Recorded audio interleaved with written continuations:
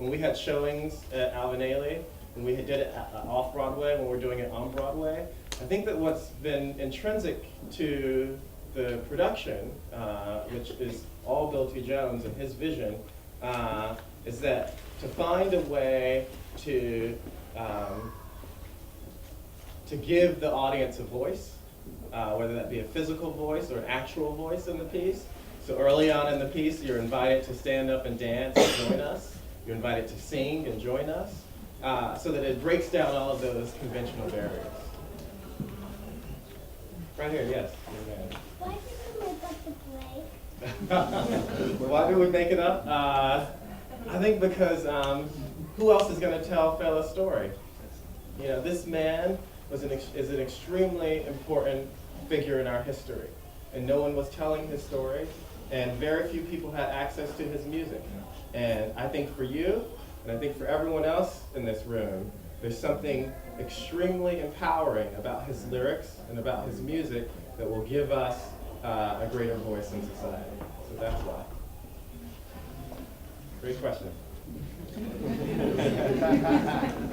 Anything else? Other questions? Yes?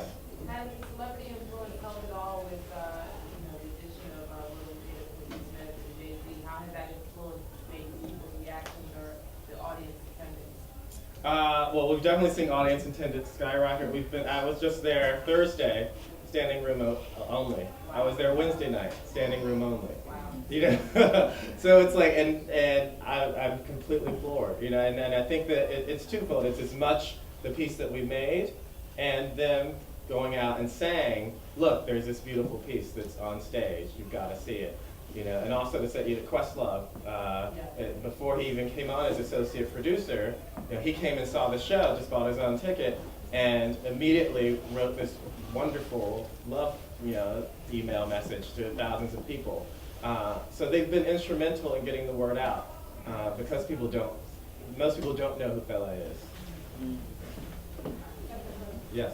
Do people have a problem understanding the storyline? Do you find that people have a lot of questions they can't get what it's about? Because I'm familiar with the music from years ago. Yes. At SOBs with Rich Medina, but some people don't know. Yeah. Do you have people have a lot of questions about that? No, actually the story that we tell in the show, it's just a snippet of his life. So it gives people an entry point if they want to go out and find more. And for anyone who's worried, am I going to understand all the lyrics? There's actually a lot of translation of the lyrics through our video design to help people. One more back here, and then we'll come forward. There's someone, yes? Yeah, I guess I know that there were a large point was made about the use of the relationship with him and his mother. Yes. And can you talk about the decision about why that was the point that was used, or why that was the relationship that was chosen? Yes, yes. Well, back in the early workshops, there were three different main stories. There was Fela and his mother, there was Fela and his father, and then there was Fela and himself. We had this conceit that an older Fela beyond the grave, a Fela with all of the knowledge of our last 30 years of history, would also be roaming the piece. And what we found is actually that was diluting the play, and that the core of the story with his mother was something emotionally that all audiences could relate to.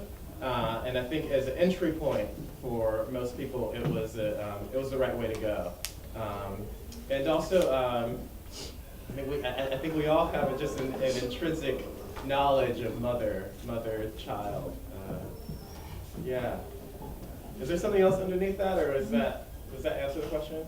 It kind of piggybacks, because for people who don't know the story, the fact that it's kind of confined to that relationship, it's interesting, because it does require you to go out and learn a lot more kind of about it. I'm just interested in why that was the way it goes.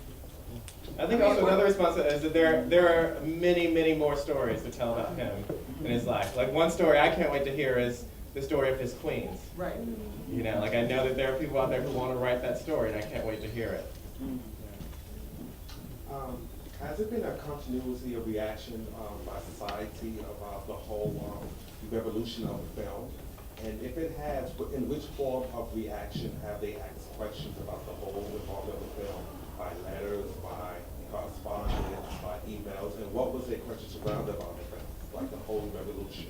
Wait, I'm a little confused here. The Meaning film that Fela made? No, actually the play. Our play. How people have been responding? Yes, what's the reaction?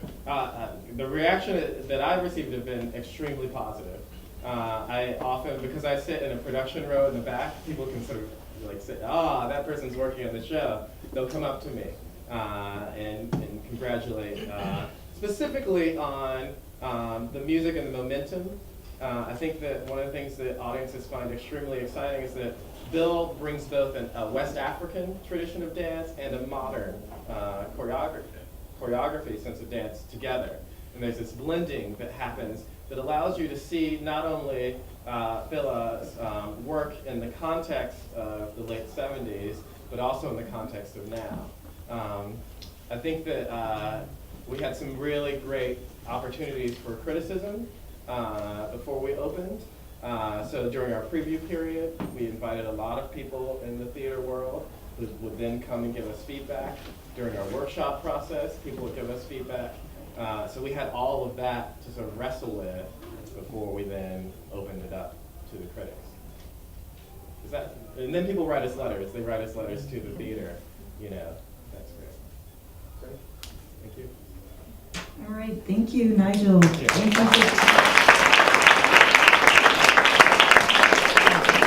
Thank you for bringing Fela from the stage to the Studio Museum in Harlem, right? I want to bring your attention to the second portion of the program this afternoon. We will be transitioning upstairs to the main gallery where there will be music and interactive performance with the dancers. And so when we leave here, you can go right up into the main gallery. However, I have one more announcement for you since you're all here. Would love to invite you back for a special Obama panel. Michelle Obama, First Lady in Photographs. That's January 17th. That's Deb Willis. Then on January 24th, we'll be looking at the art making of Obama, Barack Obama, the Obama image economy. So hope to see you back then. Those are both Sundays here at the studio. Thank you. I saw it twice when it was off Broadway. I haven't seen it on Broadway yet, but I'm looking forward to it. I want to see if there's been any change in the staging. How about you? I haven't been yet, but I'm definitely going. I went away like last month, so I was planning to go, but I didn't make it. But definitely this year. I think it was a better event to get more people in the community excited about Fela being on Broadway. I came all the way up from Brooklyn. I never leave Brooklyn on the weekend. Excellent. You also been to one of our Nollywood events at, I believe, Buckaroo. What did you make of that experience?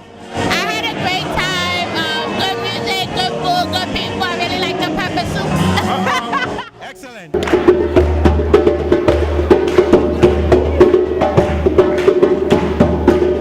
Hi, I'm Nigel Smith. I'm the Associate Director of Fela. This is a mini version of the musical. What do you get from the energy here tonight? It's amazing. I mean, it's so great to be in Harlem with such a fantastic group of people here out to support. I mean, people have come forward and danced with us. They've sung with us. I mean, it's a really fantastic night. Excellent. And again, just like the musical, there's multiple levels of engagement here. As you said, people dancing. This is very unusual for a Broadway kind of production. This is by design, I presume. Yeah, this is by design. This is an important show. I mean, we get out, we reach the community, we dance with people, we involve them, we engage them. It's an important part of Fela's music, part of his revolution, and part of the revolution that we're doing at the Eugene O'Neill Theater. Okay. Thank you. Thank you.